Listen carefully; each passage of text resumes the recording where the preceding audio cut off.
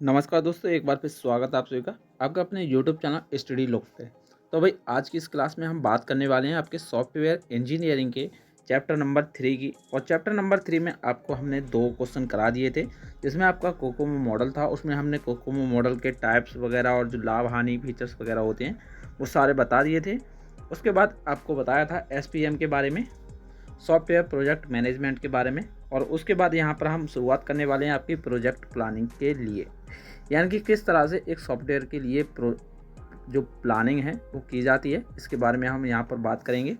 तो यहाँ पर हम शुरुआत कर लेते हैं। क्वेश्चन नंबर आपका जो है वो परीक्षा में कुछ इस तरह से आ सकता है कि परियोजना योजना यानी कि प्रोजेक्ट प्लानिंग जो होती है उसका सचित्र वर्णन कीजिए।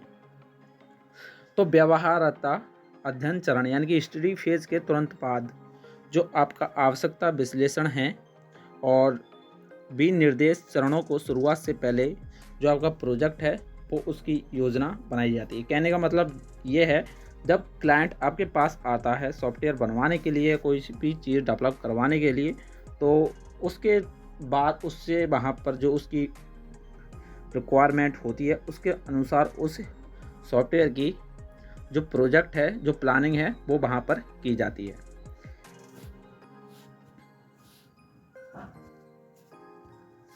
प्लानिंग करने के तुरंत बाद क्या होता है कि एक बार जब एक परियोजना के फैजिबल पाया गया तो सॉफ्टवेयर परियोजना प्रबंधकों ने परियोजना की योजना बनाना शुरू कर दिया। यानी कि जब आपका सॉफ्टवेयर पूरी तरह से उसकी प्लानिंग हो जाती है, तब उसका जो स्टेज है वो यहाँ पर जो परियोजना है, जो प्लानिंग की जाती है, उस पर काम करने की हो जाती है।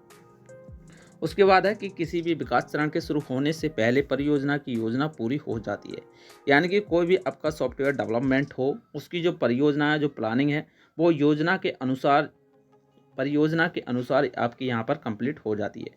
परियोजना नियोजन में एक परियोजना कई विशेषताओं का अनुमान लगाना और फिर उन अनुमानों के आधार पर परियोजना गतिविधियों को योजना बनाना शामिल होता है। आपके सॉफ्टवेयर में जितनी भी रिक्वायरमेंट्स आपकी होती हैं उनके अनुसार जो आपका प्रोजेक्ट प्लानिंग की जाती है, उनके अनुसार जो उसमें गतिविधियाँ होती हैं, जो भी चरण होते हैं, उन चरणों को यहाँ पर उस पर काफ़ी अच्छी तरह से यहाँ पर काम किया जाता है। प्रोजेक्ट प्लानिंग सबसे अधिक सावधानी और ध्यान से की जाती है। गलत अनुमान के परिणाम स्वरूप, यानी कि कोई भी अगर इसमें गलत अनुमान या गलत प्लानिंग हो जाती है तो उसके शेड्यूल को स्लीपेज हो सकता है, यानी कि वो शेड्यूल पूरी तरह से ख़राब हो सकता है। शेड्यूल में देरी से ग्राहक असंतुष्ट हो सकता है, यानी कि जब आप उसमें सॉफ्टवेयर में कोई भी गलत प्लानिंग कर देते हैं तो उस जो क्लाइंट होता है आपका, वो उस सॉफ्टवेयर से असंतुष्ट हो जाता है, जिससे प्रोजेक्ट विफल हो सकता है। प्रभावी परियोजना नियोजन के लिए विभिन्न अनुमान तकनीकों को बहुत अच्छे से ज्ञान के ज्ञान के अलावा पिछला अनुभव भी बहुत महत्वपूर्ण होता है। यानी कि जो आपका प्रोजेक्ट प्लानिंग, जो भी आपका प्रोजेक्ट मैनेजमेंट है, जो आपका प्रोजेक्ट की प्लानिंग करता है, जो प्रोजेक्ट मैनेजर है, उसे काफ़ी ज़्यादा एक्सपीरियंस होना चाहिए, जिससे कि वो एक निरंतर प्रयास में, एक कंप्लीट प्रयास में पूरी तरह से प्लानिंग कर पाए। परियोजना नियोजन के दौरान परियोजना प्रबंधक, यानी कि जो आपका प्लानिंग प्रोजेक्ट होता है, प्लानिंग मैनेजमेंट होता है, निम्नलिखित गतिविधियाँ करता है। तो यहाँ पर क्या क्या गतिविधियाँ करता है उसके बारे में यहाँ पर बात कर लेते हैं। पहली गतिविधि होती है आपकी परियोजना अनुमान, जिसे बोलते हैं प्रोजेक्ट एस्टिमेशन। परियोजना आकार अनुमान सबसे महत्वपूर्ण पैरामीटर है, जिसके आधार पर लागत, अवधि और प्रयास जैसे अन्य सभी अनुमान लगाए जाते हैं। यानी कि जो सॉफ्टवेयर है उसमें कितनी लागत आएगी और उसे किस तरह से डेवलप किया जाएगा, वो सारी चीज़ें आपकी प्रोजेक्ट एस्टिमेशन में की जाती हैं। लागत अनुमान सॉफ्टवेयर उत्पाद को विकसित करने के लिए कुल खर्चा का अनुमान लगाता है, और जो समय का अनुमान है वो परियोजना को पूरा करने के लिए आवश्यक कुल समय यहाँ पर लगाया जाता है। प्रयास अनुमान परियोजना को पूरा करने के लिए आवश्यक प्रयास का अनुमान लगाया जाता है कि कितने समय में सॉफ्टवेयर बनकर तैयार होगा। बाद की सभी नियोजन गतिविधियों को प्रभावशीलता इन 3 अनुमानों की सटीकता पर निर्भर करती है कि सॉफ्टवेयर आपका पूरी तरह से बनकर रेडी हो जाएगा। दूसरा पॉइंट है समय निर्धारण, यानी कि स्केड्यूलिंग। इसकी जो टाइम टेबल है सॉफ्टवेयर का, वो परियोजना के सभी मापदंडों का आकलन पूरा होने के बाद जनशक्ति और अन्य संसाधनों के लिए समय निर्धारण किया जाता है। तीसरा पॉइंट है स्टाफिंग। भाई देखो, जब सॉफ्टवेयर आप बना ही रहे हैं तो उसके लिए काफ़ी अच्छा स्टाफ होना चाहिए। टीम संरचना और स्टाफिंग योजना बनाई जाती है जो अच्छी तरह से उसे एक्सपीरियंस होना चाहिए, अच्छी तरह से वो सॉफ्टवेयर को डेवलप कर सके। उसके बाद चौथा पॉइंट है जोखिम प्रबंधन यानी कि रिस्क मैनेजमेंट। परियोजना प्रबंधक यानी कि प्लानिंग मैनेजमेंट को परियोजना के विकास जोखिम के दौरान होने वाले अप्रत्याशित जोखिमों की पहचान करनी चाहिए, उन्हें एनालिसिस करना चाहिए। नुकसान इन जोखिमों का कारण हो सकता है और इन जोखिमों से निपटने के लिए जोखिम कम करने की योजना भी बनानी पड़ती है। यानी कि सॉफ्टवेयर में जो भी दिक्कतें आती हैं उन दिक्कतों को पहले ही यहाँ पर एनालाइज कर लिया जाता है कि क्या क्या दिक्कतें आने वाली हैं। पांचवा पॉइंट है विविध योजनाएं, मिसक्यूलिनियस प्लान्स, जिसमें इसमें कई अन्य योजनाएं बनाना शामिल होती हैं, जैसे कि गुणवत्ता आधार योजना और आपकी यहाँ पर विन्यास परिवर्धन योजना हो गई। जिस क्रम में नियोजन गतिविधियाँ की जाती हैं उसे नीचे दिए गए चित्र में यहाँ पर दिखाया गया है। यहाँ पर जो इसका सॉफ्टवेयर प्लानिंग का जो प्रोजेक्ट प्लानिंग की योजना है वो कुछ इस तरह से यहाँ पर की जाती है। पहले उसका साइज यहाँ पर डिसाइड किया जाता है कि कितने साइज में वो वहाँ पर कंप्लीट होकर बनेगा। उसके बाद यहाँ पर प्रभावशीलता की बात की जाती है। उसके बाद यहाँ पर आपकी ड्यूरेशन, समय कितना लगेगा उसमें। प्रोजेक्ट के लिए स्टाफ चूज़ करना पड़ता है, काफ़ी ज़्यादा अच्छी तरह स्टाफ होना चाहिए। और उसके बाद यहाँ पर कॉस्ट की भी यहाँ पर चूज़ करना पड़ता है कि कॉस्ट इसमें कितना आएगा। और उसके बाद यहाँ पर इसकी टाइम टेबल यहाँ पर डिसाइड किया जाता है। यह है आपका प्रोजेक्ट प्लानिंग का चित्र है, आप इसे अच्छी तरह से देख लें। उसके बाद विकास गतिविधियों के शुरू होने के बाद परियोजना की निगरानी यानी कि मॉनिटरिंग और कंट्रोल गतिविधियां शुरू की जाती हैं। और परियोजना निगरानी और नियंत्रण गतिविधियों को मुख्य फोकस यह सुनिश्चित करता है कि सॉफ्टवेयर विकास योजना के अनुसार आगे बढ़े। हमें इसमें यह जांचना शामिल नहीं होता है कि परियोजना जो है आपकी वो योजना के अनुसार चल रही है या नहीं। यदि कोई समस्या आती है तो परियोजना प्रबंधक यानी कि प्लानिंग मैनेजर को समस्या को हल करने के लिए आवश्यक कार्यवाही करनी चाहिए। अब यहाँ पर जो बात करें कि किस तरह का यहाँ पर सॉफ्टवेयर प्रोजेक्ट मैनेजमेंट होना चाहिए, किस तरह से उसे टीम बनानी चाहिए, किस तरह से अपने मेंबर्स को मोटिवेट करना चाहिए जिससे कि अच्छी तरह से सॉफ्टवेयर बनकर तैयार हो जाए। तो यहाँ पर role of a software project manager की बात करेंगे तो यहाँ पर पहला नंबर है कि लीड द टीम, यानी कि वो अपनी टीम को लीड करे, उन्हें बताए कि किस तरह से यहाँ पर काम करना चाहिए। तो यहाँ पर हेडिंग पढ़ लेते हैं कि परियोजना प्रबंधक यानी कि प्रोजेक्ट मैनेजर को एक अच्छा लीडर होना चाहिए जो विभिन्न कौशल के विभिन्न सदस्यों की एक टीम बनाता हो। कौशल का मतलब कि एक्सपीरियंस होना चाहिए, वो पहले से इस काम को अच्छी तरह से जानते हों और अपने व्यक्तिगत कार्य को पूरा कर सकता है। दूसरा पॉइंट है कि मोटिवेट द टीम मेंबर्स। एक सॉफ्टवेयर प्रोजेक्ट मैनेजर की प्रमुख भूमिका में से एक टीम के सदस्य को प्रोजेक्ट के सफल समापन के लिए ठीक से काम करने के लिए प्रोत्साहित यानी कि मोटिवेट करना होता है। तीसरा पॉइंट है ट्रैकिंग द प्रोग्रेस। तो यहाँ पर परियोजना प्रबंधक को परियोजना की प्रगति पर नज़र रखनी चाहिए कि कार्य पूरा चल रहा है या नहीं। एक परियोजना प्रबंधक को यह ट्रैक करना चाहिए कि परियोजना योजना के अनुसार चल रही है या नहीं। यदि कोई समस्या आती है तो समस्या के समाधान के लिए आवश्यक कार्रवाई करनी पड़ती है। इसके अलावा जांचें कि उत्पाद सही कोडिंग मानकों, यहाँ पर मांगों नहीं है, मानकों को बनाए रखते हुए विकसित किया गया है या नहीं। इसमें अगला पॉइंट है कॉन्टैक्ट। परियोजना प्रबंधक विकास दल और ग्राहक के बीच की एक कड़ी होती है। परियोजना प्रबंधक यानी कि जो आपका प्रोजेक्ट मैनेजर होता है वो क्लाइंट के बीच में एक मुख्य रूप से वर्क करता है, काम कर सकता है और ग्राहकों की आवश्यकता का विश्लेषण भी यही करता है और इसे विकास दल तक पहुंचाता है और ग्राहक को परियोजना की प्रोसेस बताता रहता है। इसके अलावा परियोजना प्रबंधक को यह जानता है कि परियोजना ग्राहकों की आवश्यकता को पूरा कर रही है या नहीं। उसके बाद पांचवा पॉइंट है आपका डॉक्यूमेंटिंग प्रोजेक्ट रिपोर्ट। परियोजना प्रबंधक यानी कि प्रोजेक्ट मैनेजर भविष्य के उद्देश्य के लिए परियोजना की दस्तावेज तैयार करता है। रिपोर्ट में जो भी प्रोडक्ट या विभिन्न तकनीकी इस्तेमाल की जाती हैं उन्हें यहाँ पर शामिल करता है और यह रिपोर्ट भविष्य में परियोजना के गुणवत्ता यानी कि क्वालिटी को बनाए रखने के लिए आगे बढ़ाने में हेल्प करती है। उसके बाद यहाँ पर ये आपका कंप्लीट हो चुका है। उसके बाद यहाँ पर चौथा हेडिंग है जो कि आपके सिलेबस में दिया है, project size estimation techniques. Project को जो साइज है उसमें कौन कौन सी टेक्निक्स का प्रयोग किया जाता है उनके बारे में यहाँ पर बात करेंगे। तो सॉफ्टवेयर को आकार का आकलन सॉफ्टवेयर परियोजना प्रबंधक का एक अनिवार्य है, यानी कि जो आपका प्रोजेक्ट मैनेजर होता है वही इसका आकलन करता है कि किस तरह से इसका साइज एस्टिमेट किया जाएगा। यह परियोजना प्रबंधक को परियोजना के निर्माण के लिए आवश्यक प्रयास और समय की भविष्यवाणी करने में मदद करती है। परियोजना के आकार के आकलन में विभिन्न उपायों का उपयोग किया जाता है जो यहाँ पर लिखे हुए हैं।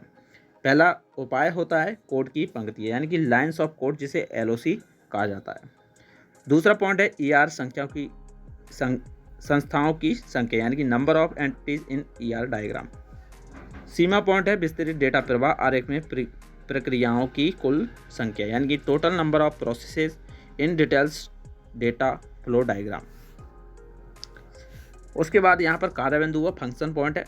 तो यहाँ पर हम चारों पॉइंट को एक एक करके यहाँ पर जान लेते हैं कि आखिर में ये क्या होते हैं। LOC यानी कि यहाँ पर लाइन्स ऑफ कोड की बात की जाए, जैसा कि इसके नाम से पता चलता है कि LOC एक प्रोजेक्ट में सोर्स कोड की कुल लाइनों की संख्या करती है। LOC की इकाइयाँ होती हैं यहाँ पर KLOC, यानी कि thousands lines of code. NLOC होता है जिसे non comment lines of code कहा जाता है। और एक होता है आपका KDSI, जिसे बोलते हैं thousand of delivered source instruction. जो इंस्ट्रक्शन वहाँ पर दिए जाते हैं सॉफ्टवेयर को डेवलपमेंट में, वो यहाँ पर आते हैं। आकार का अनुमान उसी तरह की मौजूदा प्रणालियों के साथ तुलना करके लगाया जाता है। विशेषज्ञ यानी कि जो इसकी टीम होती है, इसका उपयोग सॉफ्टवेयर के विभिन्न घटकों के आवश्यक आकार की भविष्यवाणी करने के लिए करते हैं और फिर उन्हें कुल आकार प्राप्त करने के लिए जोड़ते हैं। यानी कि कुल मिलाकर कहा जाए, जो यहाँ पर विधियाँ बताई जा रही हैं वो सॉफ्टवेयर को डेवलप करने की जो टेक्निक्स वगैरह उसमें अपनाई जाती हैं, वो यहाँ पर बताई जाती हैं। लाइन्स ऑफ कोड के यहाँ पर हम लाभों की बात करें, एडवांटेज की बात करें, तो सार्वभौमिक रूप से स्वीकृत और कोकोमो जैसे कई मॉडलों में उपयोग किया जाता है आपका LOC। अनुमान डेवलपर के लिए दृष्टिकोण के लिए करीब है। जो आपका सॉफ्टवेयर डेवलपर है वो इसके करीब ज़्यादा रहता है। प्रयोग करने में काफ़ी ज़्यादा आसान होती है आपकी लाइन्स ऑफ कोड। नुकसानों की बात की जाए तो भाई इसमें नुकसान ज़्यादा होते हैं कि इस तकनीक के लिए कोई उचित उद्योग मानक मौजूद नहीं है। परियोजना के शुरुआती चरणों में इस तकनीक का उपयोग करके आकार का अनुमान लगाना कठिन है। तीसरा पॉइंट है कि यह कोड की गुणवत्ता पर ध्यान केंद्रित नहीं करता है। यहाँ पर कोड नहीं है, कोड है। LOC को मापने के लिए कोई मानक नहीं है, कोई पैमाना नहीं है। यह कोड की जटिलता के बारे में नहीं बताता कि कोड कितना ज़्यादा कॉम्प्लेक्स होने वाला है। अब यहाँ पर दूसरा पॉइंट है number of entries in ER diagram. ER model परियोजना के एक स्थिर दृश्य प्रदान करता है। यह संस्था और उनके संबंधों का वर्णन करता है, उनके बारे में बताता है और परियोजना के आकार के अनुमान को मापने के लिए यह मॉडल संस्थाओं की संख्या का उपयोग करता है। संस्थाओं की संख्या परियोजना के आकार पर निर्भर करती है। ऐसा इसलिए है क्योंकि इसमें अधिक संस्थाओं का अधिक वर्गों संरचनाओं की आवश्यकता होती है, जिसे अधिक कोडिंग करनी होती है। ER डायग्राम के यहाँ पर कुछ लाभ दिए गए हैं, जैसे कि यहाँ पर आकार का अनुमान नियोजन की प्रारंभिक चरणों के दौरान किया जाता है और संस्थाओं की जो संख्या उपयोग की जाने वाली प्रोग्रामिंग तकनीकों से आज़ाद होती है, फ्री होती है, एक रूप से स्वतंत्र होती है। नुकसान की बात की जाए तो इसमें एक निश्चित मानक मौजूद नहीं है। AFPA की तरह लागत अनुमान मॉडल में इसका कम उपयोग किया जाता है। सीमा पॉइंट है आपका total number of processes in details data flow. Data प्रवाह यानी कि डेटा फ्लो आरेख सॉफ्टवेयर के कार्यात्मक दृश्य का प्रतिनिधित्व करता है। मॉडल सॉफ्टवेयर में शामिल मुख्य प्रक्रियाएं यानी कि जो प्रोसेस और वर्किंग वगैरह होती है, उनके बीच डेटा के प्रभाव को ये दर्शाता है।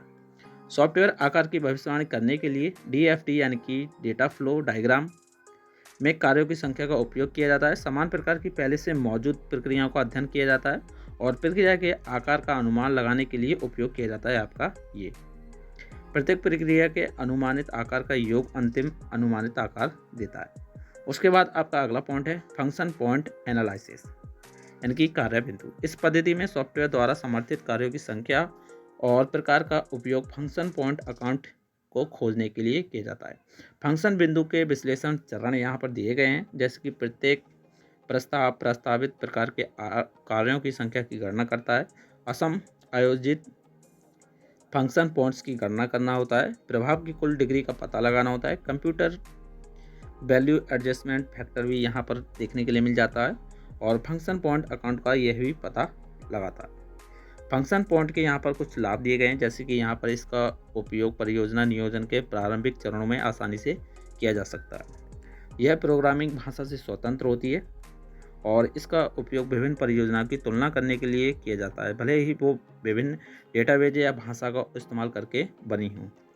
यह सॉफ्टवेयर प्रोग्राम की गुणवत्ता और विशेषताओं को भी मापता है। 5वां पॉइंट है कि एफपी फंक्शन पॉइंट मैट्रिक्स समस्या का आकार पता करने के लिए साथ साथ उसको जटिलता पर भी ध्यान देता है। नुकसान की बात करें तो भी यह रियल टाइम सिस्टम और एम्बेडेड सिस्टम के लिए अच्छा नहीं है।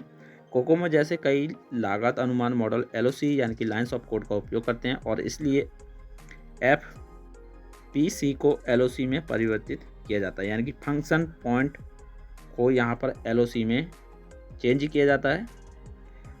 तीसरा पॉइंट है, यह एक बहुत समय लेने वाली विधि है और एलओसी की तुलना में एफ यानी कि फंक्शन पॉइंट के लिए कम रिसर्च डाटा उपलब्ध है।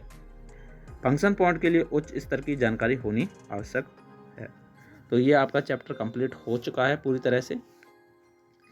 तो चैप्टर नंबर 3 है आपका ये, और इसके बाद हम शुरुआत करेंगे आपके चैप्टर नंबर 4 की। और पीडीएफ नोट्स आपको जल्द ही आपको टेलीग्राम और व्हाट्सएप ग्रुप में देखने के लिए मिल जाएंगे। ये चैप्टर आपका कंप्लीट हो चुका है। इससे पहले हमने आपको 2 चैप्टर कंप्लीट करा दिए और दोनों चैप्टरों के पीडीएफ नोट्स आपको ग्रुप में भेज दिए। तो वीडियो अच्छी लगे चैनल को सब्सक्राइब करना और अपने दोस्तों के साथ इस वीडियो को शेयर कीजिए, क्योंकि व्यूज़ नहीं आ रहे हैं। आप काफ़ी सारे स्टूडेंट वीडियो को नहीं देते हैं, स्किप कर देते हैं। आपके एग्ज़ाम करीब हैं और आपका ये 5th सेमेस्टर, हम नहीं चाहते कि 5th सेमेस्टर में आपकी बैक लगे।